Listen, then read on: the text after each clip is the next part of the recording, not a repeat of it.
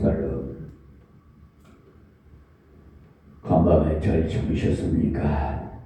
오늘도 새날을 허락하신 우리 아버지 하나님께 모든 영광 돌리면서 승리하는 삶을 사시기를 주의 이름으로 축원합니다. 오늘도 이 새벽 기도 시간 우리에게 주신 말씀은 요한복음 강해설교로 2장 12절에서 25절 말씀입니다.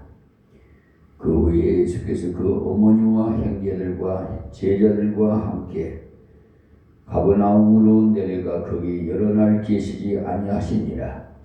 이내 6월절이 가까운지라. 예수께서 예루살렘으로 올라가셨더니 성전 안에서 소와 양과 비둘기 파는 사람들과 돈 바꾸는 사람들이 하는 것을 보시고 노끈으로 채찍을 만드사 양이나 소를 다 성전에서 내어 쫓으시고 돈 바꾸는 사람들이 돈을 쏟으시며 상을 엎으시고 비둘기 파는 사람들에게 이르시되 이것을 여기서 가져가라. 내 아버지의 집으로 장사하는 집을 만들지 말라 하시니 제자들이 성경 말씀에 주의 전을 사모하는 열심히 나를 삼키리라 한 것을 기억하더라. 이에 유대인들이 대답하여 예수께 말하기를 네가 이런 일을 행하니 무슨 표적을 우리에게 보이겠느냐. 예수께서 대답하여 가라사대 너희가 이 성전을 헐라. 내가 사흘 동안에 일으키리라. 유대인들이 가로되 이 성전은 46년 동안에 지었거늘 네가 3일 동안에 일으키겠느냐 하더라. 그러나 예수는 성전된 자기 육체를 가리켜 말씀하신 것이라. 죽은 자 가운데서 살아나신 후에야 제자들이 이 말씀하신 것을 기억하고 성경과 및 예수여 하신 말씀을 믿더라. 6월절에 예수께서 예루살렘에 계시니 많은 사람이 그 행하시는 표적을 보고 그 이름을 믿었으나 예수는 그 몸을 저희에게 의탁지 아니하셨으니 이는 친히 모든 사람을 아시며 또 친히 사람의 속에 있는 것을 아심으로 사람에 대해서 아무의 증거도 받으실 필요가 없음이니라. 아멘. 네, 지난 시간에 예수님께서 처음 표적을 행하신 내용에 대해서 말씀을 드렸습니다. 혼인잔치 집에 포도주 만드는 거요. 그러니까 표적이라는 것은 예수님이 자기가 하나님의 아들이시고 또 우리의 구세주심을 보여주는 표로 행하신 이적입니다. 그런데 첫 이적을 잔치집에서 행하셨다고 해서요.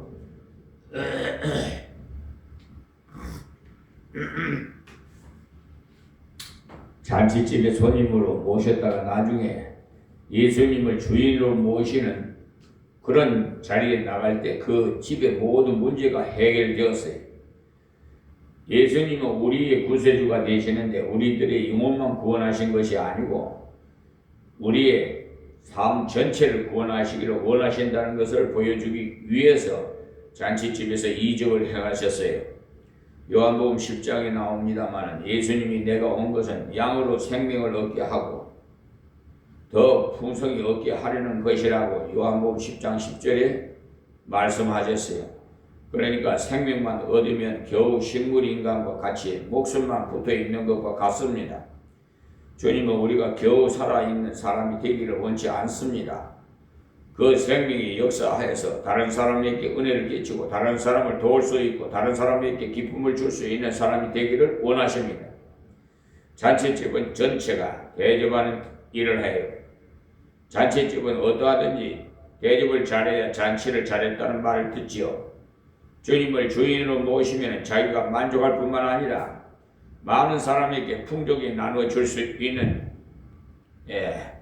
자가 됩니다. 그래서 오늘 나오는 말씀은 이 주님의 개인적인 가정에서 일하신 것과 오늘은 예루살렘 성전에서 성전을 거룩하게 하는 일을 하신 것에 대한 말씀을 기록했어요. 12절 본문 말씀입니다. 그 후에 예수께서 그 어머니와 형제들과 제자들과 함께 가버나움으로 내려가 거기 여러 날 계시지 아니하시니라. 가나 혼인 잔치 그 이적을 행하시고 난 다음에 가버나움으로 내려가셨는데 나사렛이라든지 여러 나오는 나라 가나라는 곳은요 상당히 높은 지역에 있어요. 그러나 가버나움은 갈릴리 호숫가에 있는 항구이기 때문에 그러니까 해하 280쯤 됩니다.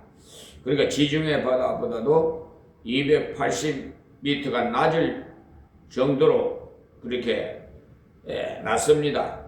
그래서 여기서 내려갔다고 하셨는데 예수님이 자라나신 곳은 나사렛이었지만은 그 식구들이 나중에는 가버나움으로 옮겨서 생활을 하셨다는 말입니다. 그때 당시에 갈릴리 지방에서 가장 큰 도시 이 둘을 꼽는다면은 디베라와 가버나움을 들 수가 있는데 디베라는 행정수도였고요. 가버나움은 어촌으로 상당히 발달한 곳이 거기에서 예수님은 활동하셨습니다. 이적을 행하시고 거기에 머무신 것이 아니고 곳곳에 다니면서 복음을 전했습니다. 그 다음 13절부터가 오늘 내용이 중심이 되는데요. 13절 말씀입니다. 유대인이 6월절이 가까운지라 예수께서 예루살렘으로 올라가셨더니 그러니까 요한복음에는 예수님의 6월절을 공식적으로 3번 지켰다는 내용이 나와요. 이 말씀은 예수님이 공식적으로 일하신 것이 3년이었다는 것을 말해주고 있습니다. 6월절은 1년에 한 번씩 오는 절기이기 때문에 그 절기를 3번 지켰는데 공생에 나타나시고 난 다음에 첫 번 절기가 오늘 본문에 나오는 사건이에요. 교회 다니시는 분은 6월절에 대해서 잘 아시겠지만 6월절은 애굽에서 유대인들이 나올 때 애굽의 백성들이 계속 대항을 했을 때 하나님께서 10재앙을 내리실 때 마지막 재앙이 장자를 치는 재앙이었죠. 바로의 그 거역이 멸망으로 간다는 것을 표하기 위해서 마가들을 죽이기로 하셨습니다. 그럴 때 하나님께서 유대인들에게 너희들의 어린 양 한 마리를 잡아서 문설줄에 피를 바르고 안방에서 그러니까 인방에도 발라라. 그리고 그 양고기를 구워서 그날 저녁에 먹고 쓴나물과 그 누룩을 넣지 않는 무게병을 아울러서 식사를 해라고 하셨어요. 그리고 식사를 할 때 보따리를 싸서 떠날 준비를 해놓고 그 절기를 지키라고 했습니다. 그랬더니 정말 그날 저녁에 사망의 천사가 지나갈 때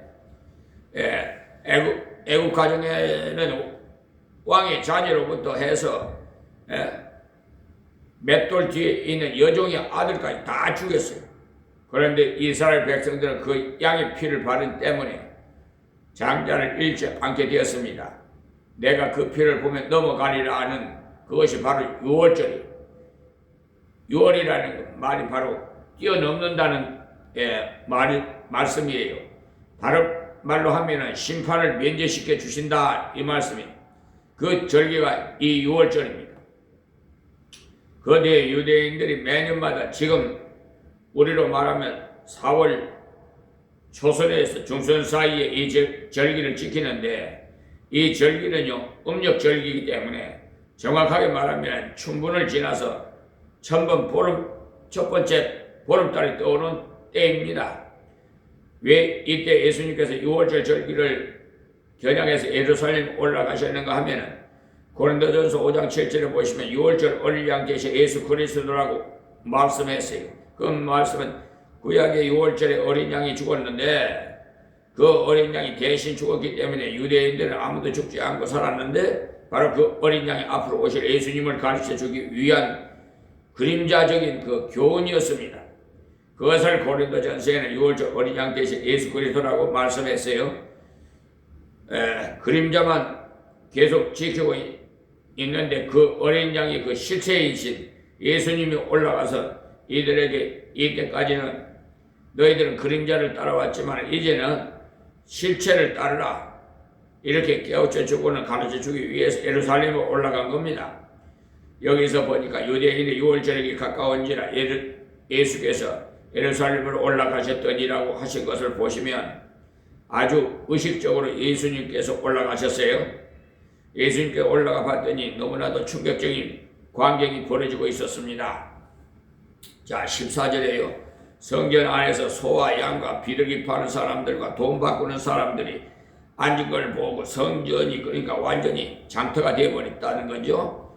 원래 성전은 회당과 다릅니다. 회당은 모여서 성경 공부하고 예배드리고 회의도 하는 곳인데 지금 교회는 이런 의미로 말하면 회당에 가까워요. 성전은요 희생의 제물을 드리는 겁니다. 드리는 곳이에요. 곧 하나님께로 나가는 길을 열어주는 곳입니다. 그러니까 예수님께서 자기를 가리켜서 성전이라고 말한 이유가 거기 있어요. 우리가 하나님께로 나아가려면 예수 그리스도의 십자가 부활을 믿는 믿음을 가지고 나가야 되는데 그와 같이 구약에서는 성전에 가서 제사를 드림으로써 하나님과 교제할 수 있게 된 겁니다. 성전은 바로 예수님 자신을 가르쳐서 주기 위한 실물 교수소입니다. 성전에서 제일 중요한 것 두 가지가 있는데 하나는 법궤고 하나는 번제단이에요. 법궤를 넣어둔 곳을 지성소라고 하며 성전 제일 안쪽에 넣어둬요. 거기에는 아무도 들어갈 수가 없어요. 인류의 대제사장 한 사람만 송아지 피를 가지고 딱 한 번 들어갈 수 있어요. 그리고 성전 밖들엔 노수로 만든 커다란 번제단이 있어요. 그 위에다가 짐승을 잡아서 피를 흘리고 제물을 태웁니다. 그것이 번제단이 아무리 큰 죄인이라 할지라도 하나님 앞에 나와서 자기의 죄를 고하고 제물을 드리면 속죄함을 받았어요. 그때 양이나 소나 비둘기나 제물의 크기는 관계가 없습니다. 좀 괜찮게 사는 사람은 소를 드릴 수도 있고 양을 드릴 수도 있고 염소를 드릴 수도 있고 가난한 사람은 비둘기를 드릴 수도 있어요. 그러나 드릴 수도 있고 가난한 사람은 비둘기를 드릴 수 있는데 제사의 효과는 똑같습니다. 송아지를 드린다고 해서 더 많이 용서해 주시는 것도 아니고 송아지를 드리거나 비둘기를 드리거나 효과는 똑같습니다. 인간은요 죄인이기 때문에 절대 스스로 하나님께 나갈 수 없어요. 죄인이 하나님께 나가면 심판만 받아요. 그러나 심판을 대신할 제물을 가지고 나가면 제물을 받으시고 그 사람의 영혼을 받으시고 그의 삶에 은총을 주십니다. 그래서 사람들이 제물을 가지고 왔어요. 그때 성전 안에 들어가서 예배를 드리는 것이 아니에요.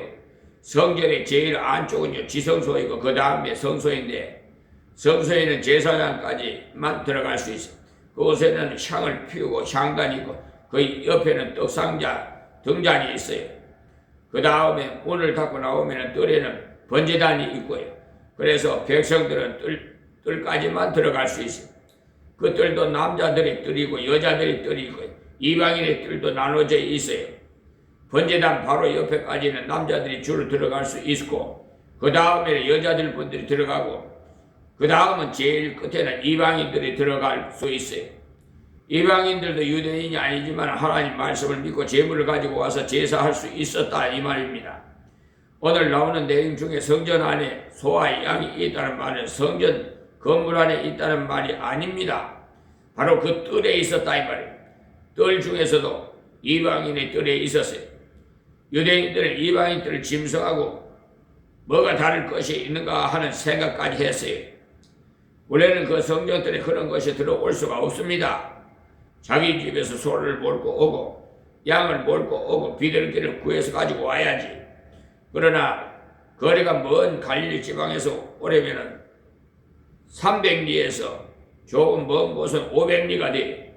너무 멀기 때문에 제물을 가지고 올 수가 없지요. 그래서 성경에 보면은 너희들이 반드시 제물을 가지고 오지 않아도 된다. 와서 서서 드려도 된다고 규정이 있습니다.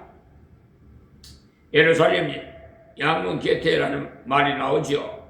그 양문이 다른 것이 아니고 성전으로 통하는 문이 바로 양문이에요. 그래서 보면 양문교회라고 교회 이름도 그렇게 지은 교회들이 있어요. 저 대림동에서는 제가 있었기 때문에 잘 압니다. 그래서 그 양문이 다른 것이 아니에요. 성전으로 통하는 문이 바로 양문. 예루살렘 문이 여러 개 있는데 그 중에 성전과 가장 가까이 지나가는 문이 양문이라고 합니다. 그리고 양을 몰고 많이 들어갔기 때문에 옛날에는 주로 그 성문이 있는 곳에 시장이 형성돼 그러다가 자꾸 편리를 생각하게 되고 아이고 성문에까지도 그 성전까지 가려면 상당히 먼데 그럴 게 아니라 바로 성전 담 밖에서 하면 안 되겠나 하고 생각하다가 성전 뜰 중에 이방인들의 그 짐승을 몰고 가도 되지 않겠나 하는 생각을 하게 되었지요. 그래서 문제는 그것만이 아니고 재물을 가지고 오면은 검사를 합니다. 점이 있는 것이나 비름 먹은 것이나 뿌리 부러진 것들을 재물을 받지 않아요. 재물은 온전한 것이라야 되기 때문에 주님이 온전한 분이었기 때문에 재물을 앞으로 오실 메시아를 상징하는 것이기 때문에 결점이 있는 것은 받지 않습니다. 그래서 제사장 한 사람이 그것을 검사를 해요. 합격이라 하면은 그것을 가지고 가서 제사를 드려요. 그러나 합격을 받지 못하면 그냥 가지고 가야 돼요. 그러다가 나중에 교회가 부패되고 나니까 집에서 몰고 오는 것은 전부 불합격이 돼. 그리고 성전 안에 들어가서 사오면 합격이 되고 그 사람들이 제사장들과 아합해서 그러니까 야합을 해서 판매 수익금을 분배하는 조건으로 결탁을 한 거죠. 나중에 사람들이 이 집에서는 아무리 가져와도 안 되구나 하는 것을 알았어요. 거기에서 사게 되면 별로 좋지 않은 것도 합격이 되기 때문에 장사꾼들하고 야합을 했기 때문에 예수님께서 이때 이 장면을 보시고는 성전 안에 소와 양과 비둘기 파는 사람들과 돈 바꾸는 사람들을 책망을 했어요. 이 돈 바꾸는 것도 이 사람들이 주로 쓰는 돈은 드라크마라는 로마 화폐입니다. 그때는 전 세계가 로마 정권이 지배하에 있었기 때문에 드라크마를 썼어요. 그런데 성경에는 드라크마를 바치는 것이 아니고 세계를 바치라고 했어요. 성전 세를 낼 때도 1년에 반 세계를 바치라고 했어요. 한 세계는 은 7.5g입니다. 그것이 바로 유대인의 돈이 드라크마를 가지고 온 사람은 그것을 세겔로 환전을 해야 돼. 환전을 해주면서 또 돈을 남겨요. 그 사람들도 역시 제사장들에게 남는 것이 얼마를 분배해 주겠다는 조건으로 그 일을 하는 겁니다. 여기서 그 이야기를 하고 있는 건데, 자, 15절, 16절 말씀입니다. 노끈으로 채찍을 만들어서 양이나 소를 다 성전에서 쫓으시고 돈 바꾸는 사람들이 돈을 쏟으시며 상을 엎으시고 비둘기 파는 사람들에게 이르시되 이것을 여기서 가져가라. 내 아버지 집으로 장사하는 집을 만들지 말라 하시니 예수님께 그때 담대하게 소와 양들 다 내쫓았어요. 그리고 돈 바꾸는 사람들 돈과 그 상을 엎어버렸어요. 그러나 비둘기 파는 사람들에게 비둘기를 날려보내시지 않으시고 이것을 여기서 가져가라고 하셨는데 예수님께서 의문을 내셨지만 그분이 삼키지 않으셨어요. 소와 양을 내보내면서 가서 찾으면 되고 돈도 만약 흩어졌다면 찾기가 곤란합니다. 그대로 엎으시고 가져가라고 했어요. 그러니까 비둘기는요 날려보내면 못 찾으니까 이것을 여기서 가져가라고 했어요. 그들이 장사하는 것 자체가 죄가 아니라 성전에 들어와서 장사하는 것이 잘못됐다는 것을 말하고요. 환전상을 해도 괜찮고 소나 양을 파는 것도 죄가 아니에요. 다만 성전에서 그것을 하면서 성전의 의미를 잘못되게 하는 것이 문제였죠. 여기서는요 이 정도로 되어 있지만 예수님께서 성전 청결을 2번 했는데 여기서 첫 번째 하시고 3년이 지난 후에 고난주간에 또 하였어요. 그것이 마태복음 21장 12절에서 17절에 나오는 마가복음에는 11장에서 나오고 누가복음에서 19장 45절에 나와요. 그때는 예수님께서 내 집은 만민이 기도하는 집이라 칭함을 받으리라고 하지 아니하였느냐 너희는 강도의 구리를 만들었도다라고 마가복음 11장 17절에 말씀했잖아요. 그러니까 너희들이 여기서 장사를 함으로써 하나님의 집을 오해하게 만들었다는 말입니다. 하나님의 집을 일컬어서 내 집은 마음이 기도하는 집이라고 했어. 그 말씀은 곧 하나님의 은혜를 받는 곳이라는 말씀이 이 집을 주는 곳이라. 그러니까 하나님 나를 불쌍히 여기셔서 은혜를 주시옵소서 기도하면 그 기도를 들으시는 곳이니까 은혜를 주시는 곳이다 이 말입니다. 그런데 강도들이 구루를 만들었다는 말은 무슨 말이냐? 돈을 착취했으니까 마치 강도의 소굴과 같다는 거예요. 하나님을 진리를 오해케 하는 이야기야말로 가장 악한 것이 영혼을 사냥하는 것과 같은 것이 이것을 보면 교회가 부패하면 세상에서 가장 악하게 된다는 사실을 알 수도 있어요. 그것이 중세 교회를 통해서 증명이 됩니다. 지금 우리들도 우리 하나님의 교회를 오해하지 않도록 특별히 믿음의 어떤 어린 사람이나 교회에 처음 나오는 분들에게 교회가 교회다운 모습을 보여줘야지요. 교회에 가장 중요한 것이 예배. 이 세 가지가 제일 중요했던 것처럼 지금 교회는요 예배가 제일 중요해요. 예배는 다른 것이 아니 하나님을 만나는 것. 하나님 만날 때 찬미로 만나요.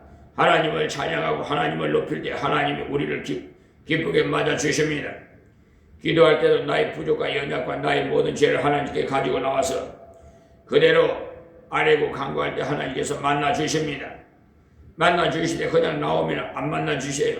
이때도 양을 가지고 소를 가지고 비둘기를 가지고 와야겠습니다.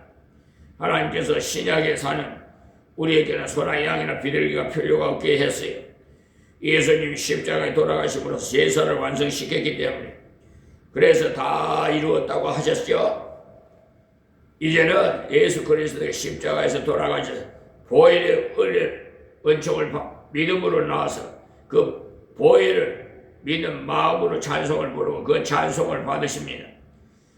믿는 마음으로 기도하면 그 기도를 들으시고 또 주님의 그 보혈을 믿는 마음으로 하나님의 말씀을 들으면 하나님의 말씀이 내게 은혜가 되고 헌금을 드릴 때도 예수 그리스도께서 나를 위해서 십자가에 돌아가시고 살아나셨으므로 나의 모든 것이 주님의 것인데 그 중에서 이 귀중한 나의 노력의 열매인 헌금을 하나님께 바치면 하나님께서 받으십니다.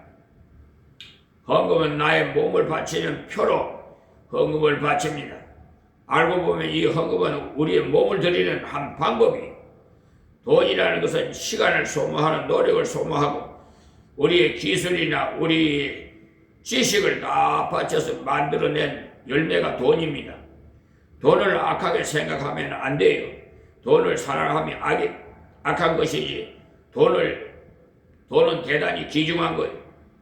예배에는 반드시 말씀, 기도, 찬양, 헌물이 이 네 가지 순서가 반드시 있어야 돼. 그래서 지금도 철저하게 예배를 드리려고 노력하는 데는 구역 예배를 모여도 헌금을 드리도록 합니다. 예배에는요 그 네 가지 순서가 필수적이기 때문에 그 모든 것을 드릴 때 재물이 있어야 가능해. 우리는 참 재물 대신 예수님이 십자가를 의지하면서 나올 때 우리의 찬미를 들으시고 또 하나님께서 기뻐하시며 우리의 기도를 들으시고 응답하십니다.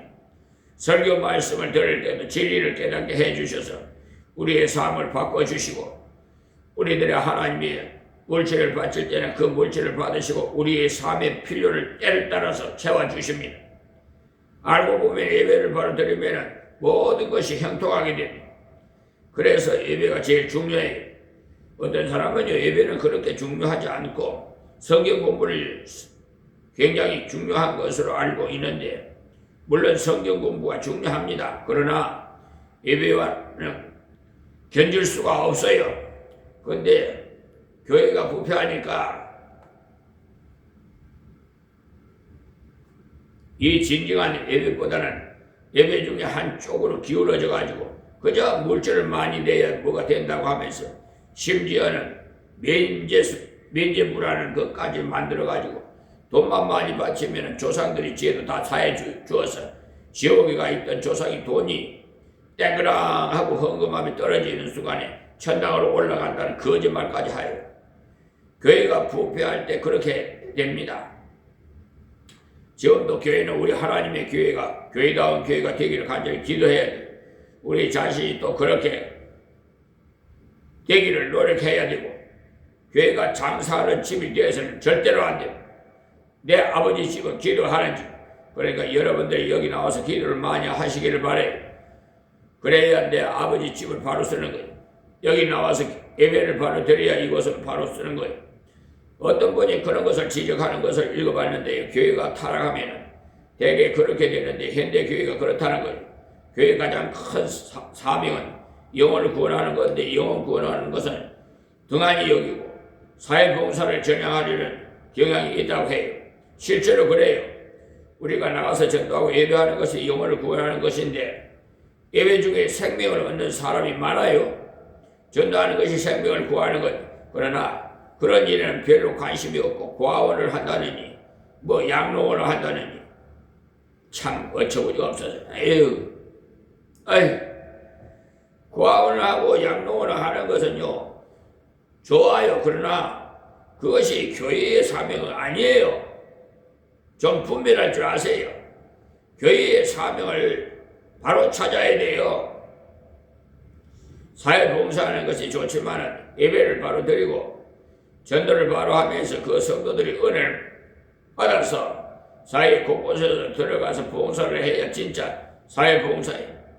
교회가 직접 사회봉사하는 것이 중요한 것이 아니고 성도가 여기서 은혜를 받고 하나님의 복을 받고 능력을 받아서 그 중에 고아원을 하는 사람도 나오고 그 중에 양로를 하는 사람도 나오고 그 중에 지체부지 유자 그러니까 자유자들을 돕는 사람도 나와야 정상이에요. 교회가 기도는 하지 않고 먹고 마시는 방향으로 나가기가 쉬워요. 기도하는 신령한 것 중심으로 나가지 않고 친교 중심으로 나가기 쉬워요. 친교도 해야 됩니다. 그러나 그것이 중심이 되어서는 안 돼요. 많이 기도하십시오. 오늘 여러분 이 말씀을 들은 즉시로 시간을 황금같이 여기시고 귀중히 여기시라 이 말입니다. 그럼 뭐해서 하나님께 영광 돌리는 많이 하십시오. 그리고요 반대로 기도를 영 하지 않고 뭐 다른 일을 한다는 것은요 그거는 별로 효력이 없습니다. 교회가 교회 운영하는 것을 성도들이 자연스러운 11조와 헌물을 통해서 해야 되는데 다른 방법으로 하려고 하면 교회가 뭐 12층짜리 뭐 건물을 지어서 두세 층쯤 밖에 쓰지 않고 나머지는 전부 세를 놓아서 교회를 운영하는 경우도 있어요. 이런 것들은 별로 바람직하지 않습니다. 세무당국에서도 이것이 교육관인가 임대 건물인가 세금을 매겨야 되는가 안 매겨야 되는가 하고 그것 때문에 왈가왈부하는 일이 있다고 합니다. 사실은 임대 놓은 것만큼 세금을 내고 교육관으로 쓰는 것은 내지 않아야 맞습니다. 교회가 가장 정직해야 돼요. 교회가 교회다운 교회가 되려면 예배를 드리고 전도를 하고 제자 양육하는 교육을 바로 하고 그리고 성경의 도를 실천해야 돼요. 특히 이 시간에 말씀드립니다. 기부금 폐지시키십시오. 각 교회들마다 기부금 그 영수증 폐지시키시고 그 발부하지 마세요. 교회 발부하는 교회는 하나님께서 책망받을 겁니다. 왜냐? 하나님 앞에 드려진 것을 그것을 세금을 혜택받으려고 기부금 영수증 받아 연말에 정산해? 그것도 말이에요. 정직하지 못하게 교인들 뺏길까봐 교인들이 써달라는 대로 써줘? 이 사기꾼 같은 자들.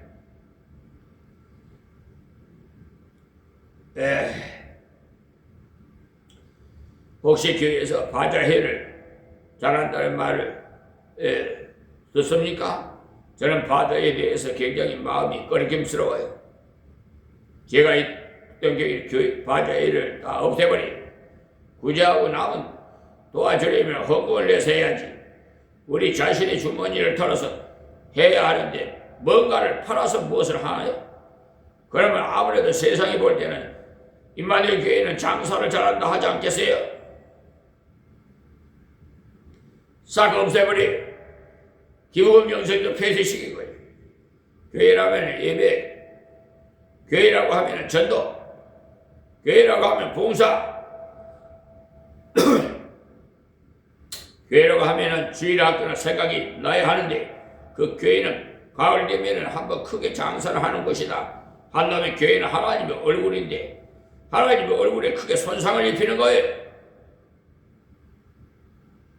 하나님의 얼굴에 좋은 이라도 손상이 있다면 상당한 희생을 지불하고라도 그것을 내버릴 필요가 있어요. 교회는 그저 헌금을 해서 사업해요. 헌금이 적게 나오면 적게 나오는 대로 구제하고 적게 나오는 대로 일을 하면 되지. 꼭 많은 것을 해야 하나님이 기뻐하신 거 아니에요. 정직하게. 이때 예수님 얼마나 화가 나셨는지 그 인자하신 예수님이 노끈으로 채찍을 만들어갖고 걷어 완전히 그냥 풀이 쳐는 모양이에요. 물론 이 채찍으로 사람을 때리는 것은 아니에요. 오해하시면 안 됩니다. 그러게 예수님은 폭군이 아닙니다. 17절에 제자들이 성경 말씀에 주의 전을 사모하는 열심히 나 삼킬이라 한 것을 기억하더라. 그러니까 시편 69편 9절의 말씀이 생각이 났다 이 말입니다. 주의 전을 사모하는 열심히 나를 삼킬이라는 말씀이 오늘의 중심 내용이 되겠어요. 우리가 주의 전을 사모하는 그 열심히 나를 삼켜야 돼요. 그저 교회에 오고 싶고 이 교회가 바로 되기를 간절히 원하고 그저 엎드리면 교회가 생각나야 돼요. 모든 것이 교회를 통해서 역사하기 때문에 예수님이 교회의 머리이십니다. 교회를 통해서 말씀을 주시고 교회를 통해서 생명을 구원하고 교회를 통해서 세상을 건지십니다. 교회가 세상에서 가장 귀중한 단체예요. 여러분의 모든 생활이 나의 모든 생활이 교회에 와서 예배를 드리는 그 시간 여기 와서 하나님을 찬양하는 그 시간 다른 것을 다 삼켜버릴 수 있을 만큼 이 시간이 기쁘고 복되어야 돼요. 저는 이렇게 하든지 그런 교회를 만들고 싶지 않아요. 어떻게 하든지 간에 황금 같은 귀한 시간을 한번 지나가면 다시는 돌아오지 않아요. 그저 주일이 기다려져서 언제 주일이 오는가 언제 주의 전에 나가야 되는가 예배를 드려야 되는가 성도라면 마땅히 그런 생각을 하는 생활이 돼야 돼요.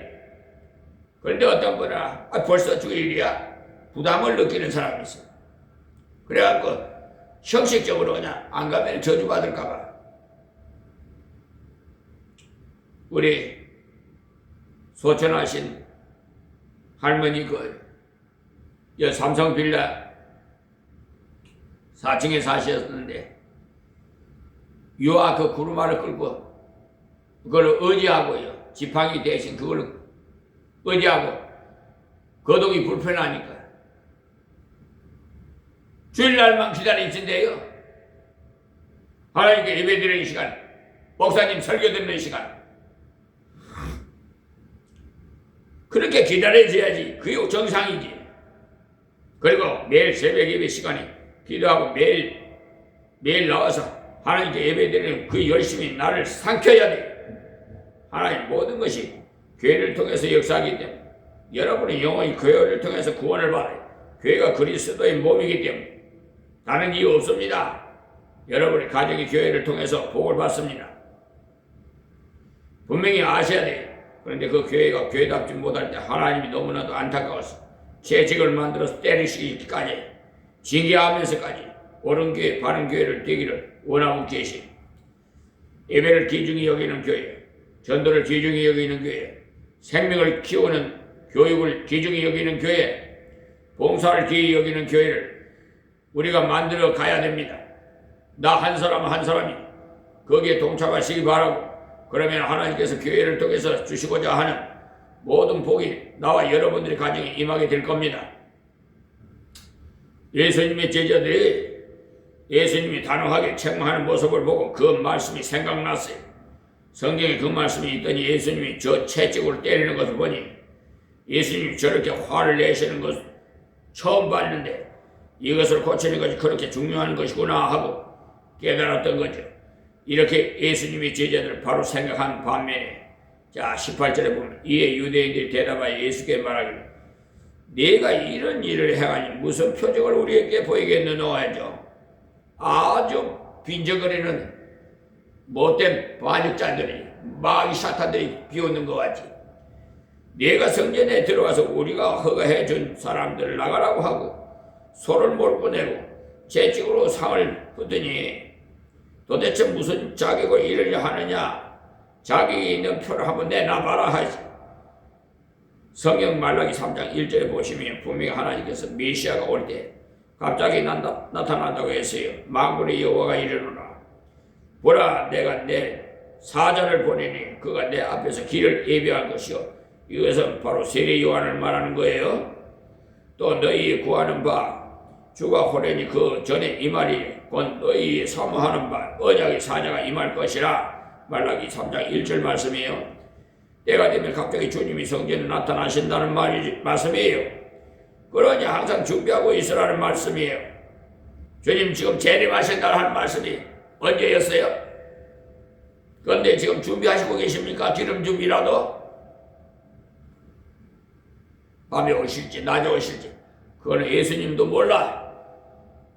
하나님밖에 몰라요.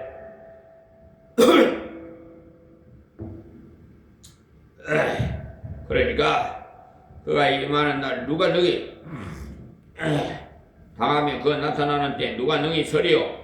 그는 금을 연단하는 자의 불과 표백하는 자의 재물과 같을 것이라고 말라기 3장 2절에 말씀하셨어요. 그가 은을 연단하여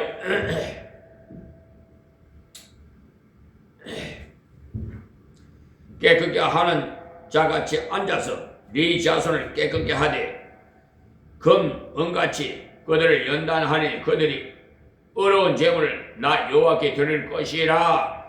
말라기 3장 3절 말씀이 잘못된 재물을 드리던 것을 옳게 재물로 드리도록 할 것이다. 이 말씀이 바로 예수님이 성전을 정결케 하는 이 자체가 표적이라는 말씀이 구약에서 주신 하나님이 예언의 말씀이 이루어진 거지요. 우리 교회는 계속 개혁해야 돼. 교회가 사람이 많아지고 건물이 커지면 나도 모르는 사이에 상업화가 될 수가 있고 속화될 수가 있어요. 예배 중심보다는 친교 중심으로, 전도 중심보다는 사업 중심으로 나아갈 가능성이 많잖아요. 지금 현재 그렇잖아요. 무슨 상점이라도 만들어서 이사 오면은요 저 이 교회 저게 교인 수가 많은 데를 찾아가요. 장사하려고.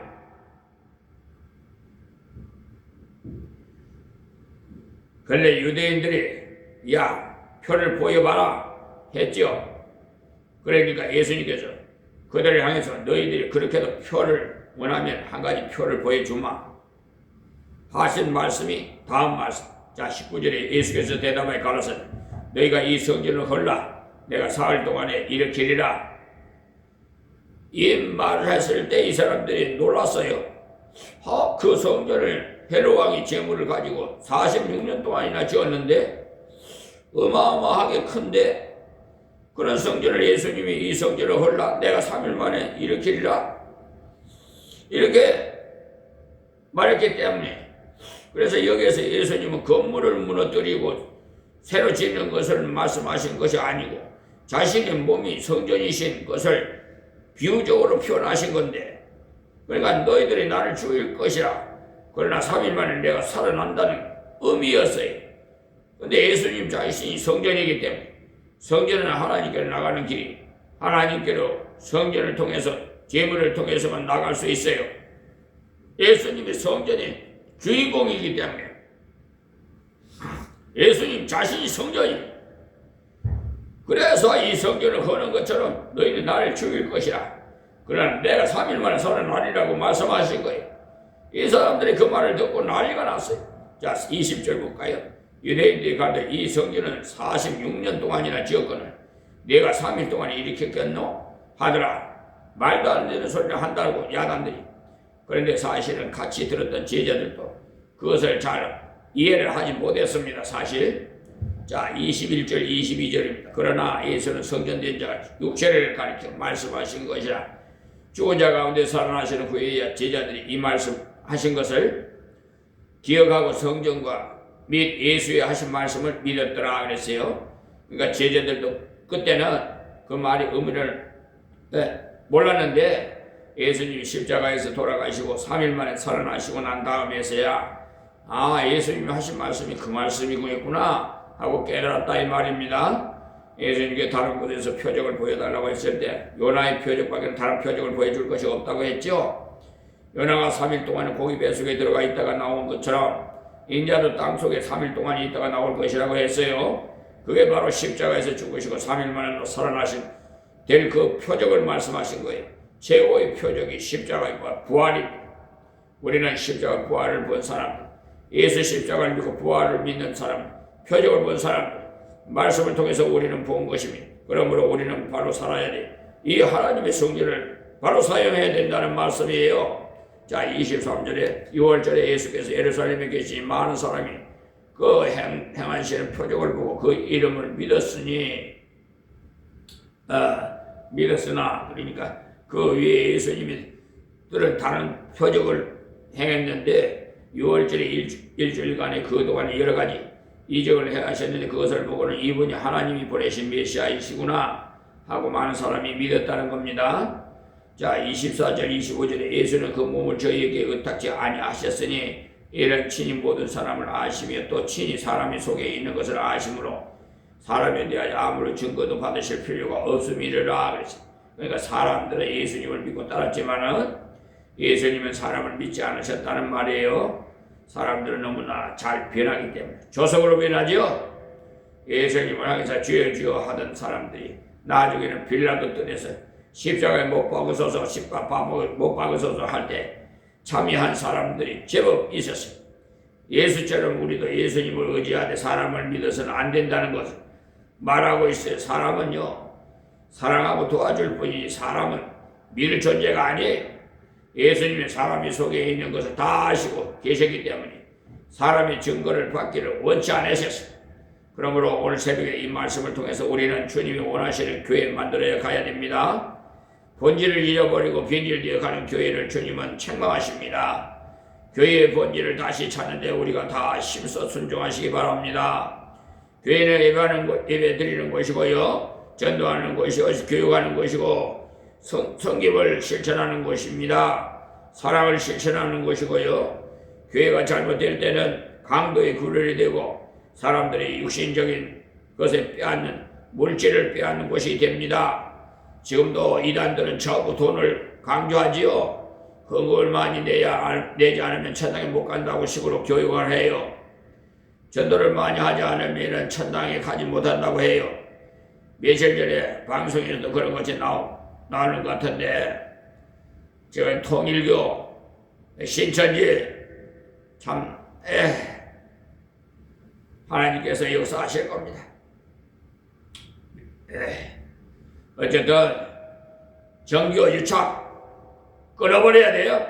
단호하게 마귀 사탄들이 틈나지 못하게. 국민의 힘에서는 권성동 의원이 가서 큰 절을 하니까 돈을 100만 원 주더라나 아이고 나 그런 거 듣고 그런 거 보고 하나님께서 명령하신 10의 1조를 아버지 앞에 구별해서 바쳐할 때 그것을 바치면 됩니다. 성경이 명하는 것을 순종하십시오. 11조도 바치기 싫어갖고 천국으로 가는 사람 그분들은 그분 나름대로 주님 마지막 심판 때 심판하실 겁니다. 하나님께서 명령하신 10의 1조를 아버지 앞에 구별해서 바치라 할 때 그것을 바치면 돼요. 성경이 명하는 것을 순종해. 기도하다가도 감동을 받았다가 하면 협박하는 것을 분별할 줄 알아야 돼요. 성령은 진리 가운데 인도하시지 감정 가운데로 인도한 거 아닙니다. 요한복음 16장 13절 보십시오. 집회에 가고 떠들며 입잘식으로 흥분할 사람이 없어 하거들라. 작정하지 마세요. 헌금은 기도하고 준비해서 하는 거죠.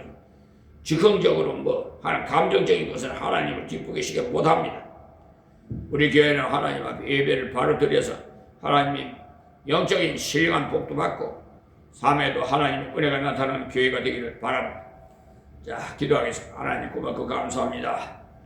아버지가 이 말씀 전해사오니 아버지 귀가 있는 자들은 다 듣게 하시고 다 깨닫고 회개하게 하시고 은혜 받고 참다운 예배의 삶을 살 수 있도록 저들을 인도하여 주시옵시고 성령으로 압도하여 주셔서 우리의 뜻대로 마옵시고 아버지 뜻대로 사용하여 주시옵소서.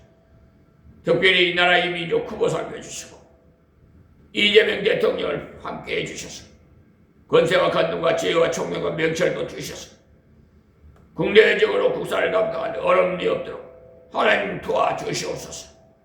또한 저 교만한 우방국가이라는 미국의 트럼프 대통령을 하나님 다스려 주셔서 관세로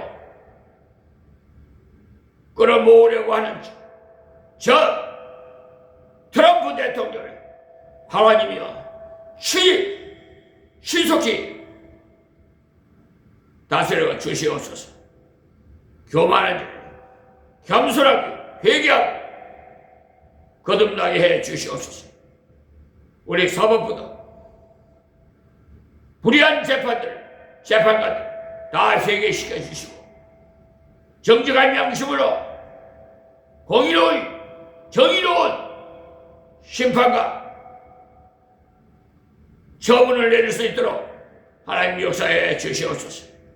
예수님의 이름으로 기도합니다. 아멘.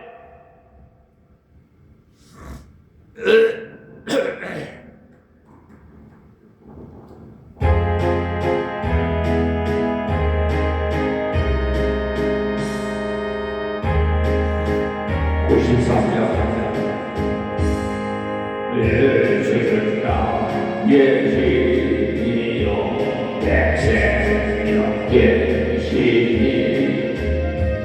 거저에서 떠나가면 죄주에 빠지니 눈물이 아플 가리고 내 맘에 근심 쌓일 때 기도하고 신주시니 주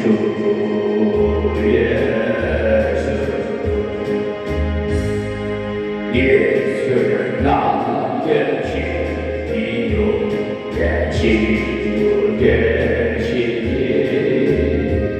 그를 강구하는 동성의 아들이